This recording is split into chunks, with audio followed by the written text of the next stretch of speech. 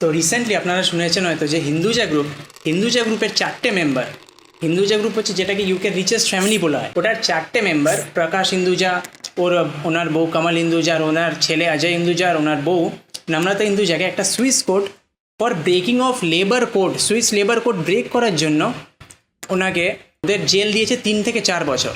সুইসে জেনেভাতে, সুইজারল্যান্ডের যেটা একটা শহর জেনেভাতে, ওদের কাছে একটা ম্যানশন ছিল। এই ম্যানশনে ওরা ইন্ডিয়ান লেবারার্সদের নিয়ে যেত, ওদের পাসপোর্ট কনফিসকেট করে নিত, আর ওদেরকে প্রায় 18 ঘন্টা কাজ করাতো।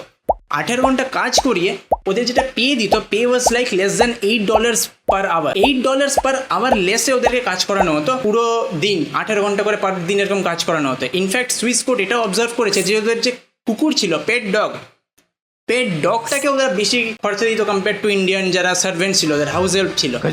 তো এটার জন্য সুইস কোর্ট গিল্টি পেয়েছে আর ওদের ভার্ডিক্ট দিয়েছে যে ওদেরকে 3 থেকে 4 বছর জেলে থাকতে হবে।